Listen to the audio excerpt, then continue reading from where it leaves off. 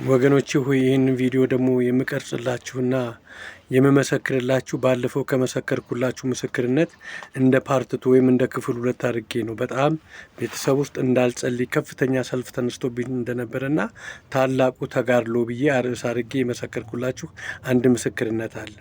ከዛ ቀጥሎ የሆነና የተከሰተ ነገር ነው።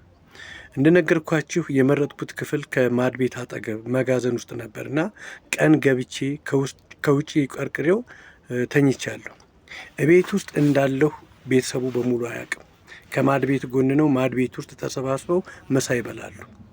ሙሉ ቤተሰቡ ከአባቴ በስተቀር ምሳ እየበሉ ይዶልቱብኝ ነበር። ይሄ ጴንጤ ከኛ ጋር ከዚህ በኋላ አይኖርም፣ እዚህ ቤት እንጀራ አይቆርስም፣ ከእርሱ ጋር እንጀራ አንበላም፣ ስለዚህ ከዚህ ቤት መወገድ አለበት፣ መባረር አለበት እያሉ ያድማሉ፣ ይነጋገራሉ። ተኝቼ ሰማቸዋለሁ። በጣም ያዘንኩት ወንድሜ የእናትና የአባቴ ልጅ አብሯቸው ያድም ነበር። በጣም አዘንኩኝ። እነሱ እንዳለሁ አላሰቡም። ከጋራዥ አልመጣም ብለው እቤት ውስጥ መተኛቴን ስለማያውቁ አድማ እየመቱብኝ ነበር። በእግዚአብሔር ፊት ወገኖቼ ከአልጋዬ ላይ ሸርተት ብዬ ወድቄ ጌታ ሆይ ታያቸዋለህ፣ የሚሉትን የሚዶልቱትን ትሰማለህ አይደለ? እኔ ሌላ ምንም ነገር አልልም፣ ቋንቋቸውን ደባልቅ ብዬ ተመልሼ ተኛው። ይህችን ቃል ነው በእግዚአብሔር ፊት የተናገርኩት። ወገኖቼ እግዚአብሔር የቅዱሳኑን ቃል ያጸናል።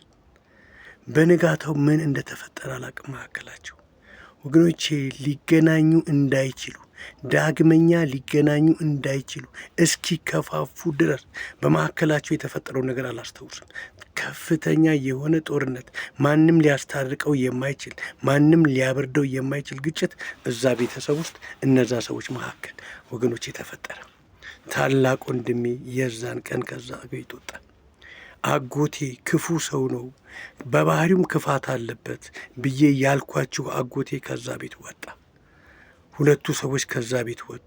አባቴ እስከሚሞትባት ቀን ድረስ ለ20 እና ከ20 ዓመት በላይ ለሆነ ጊዜ ከአባቴ ጋር ሳይነጋገሩ አይን ለአይን ሳይተያዩ ድምፃቸው መስማት አልፈልግም ብሎ በስልክም በአካልም ሳይገናኙ አባቴ ታሞ በደዌ አልጋ ተይዞ ሊሞት ሲያጣጥር በመጨረሻው ሰዓት ታላቅ ወንድሜ መጣ። አጎቴ አባቴ ከሞተ በኋላ ለቀብር መጣ። እግዚአብሔር ቃላችሁን ያጸናል። ስለዚህ የምትናገሩትን በእግዚአብሔር ፊት የምታወጡትን ቃል ተጠንቀቁ። ይዋጋል። እግዚአብሔር ተዋጊ ስሙም እግዚአብሔር ነው ይላል እግዚአብሔር ቃል። እግዚአብሔር ስለ እናንተ ይዋጋል። ከዛ በኋላ ወገኖቼ ስለ ወንድሜ ተጸጽቼ ብጸልይ እንኳን አባቴ በተወሰነ ጊዜ እባክህን ይምጣ ይጠይቀን ብለው ምን ቀረውና ሊገለኝ ነው የሚመጣው?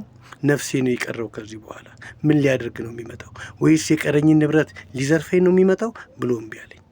ላስታርቃቸው መልሼ ላገናኛቸው መልሼ አልቻልኩኝም። ስለዚህ እግዚአብሔር ስለ እናንተ ይዋጋል፣ እናንተ ዝም ትላላችሁ አይደለም ያለው ሙሴ? እግዚአብሔር ተዋጊ ነው ወገኖች። እግዚአብሔር ስለ እናንተ ይዋጋል፣ እግዚአብሔር ስለ እናንተ ይጋደላል። ስለዚህ እግዚአብሔር የቅዱሳንን ቃል ያጸናል።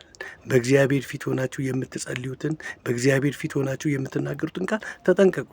ለዚህ ነው እሳት ከሰማይ እናውርድን ብለው ደቀ መዛሙርቱ ጌታ ኢየሱስ ክርስቶስን የተቃወሙት ሰዎች ላይ እሳት ሊያዙ ሲሉ ምን አይነት መንፈስ እንዳላቸው አታውቁምን አላቸው። የሰው ልጅ የጠፋውን ሊያድን ነው የመጣው፣ እሳት ሊያወርድ የሰው ልጆችን ሊያጠፋ አልመጣም ብሎ ነው የገሰጻቸው። የምልጃ የመቃተት ወገኖቼ ይቅር ባላቸው የሚል ልብ ሊኖረን ይገባል። ለጠላቶቻችን፣ ለሚከፉብን፣ ለሚያሳድዱን ሰዎች የምንማልድ እንድንሆን ጌታ ይርዳን። እግዚአብሔር የቅዱሳኑን ቃል ያጸናልና እግዚአብሔር ከእናንተ ጋር ሆኖ ይሰራልና የክፋትን ቃል፣ የእርግማንን ቃል፣ የሞትን ቃል ወገኖቼ በሰዎች ላይ አታውጡ። እግዚአብሔር የምህረት እየሰቀሉት የሚያደርጉትን ሁሉ አያውቁምና ይቅር ባላቸው አይደለም ያለው? ከዚህ ጌታ ምን ተማርን? ምን ህይወት ተካፈልን? ለሌሎች የምናሳየው የርኅራኄና የምህረት የምልጃ ጸሎት ምንድን ነው? ወደ እግዚአብሔር ፊት ይዘናቸው የምንቀርበው ይህንን ነገር ከዚህ እንድትማሩ አደራላችኋለሁ። ጌታ ጸጋውን ያብዛላችሁ።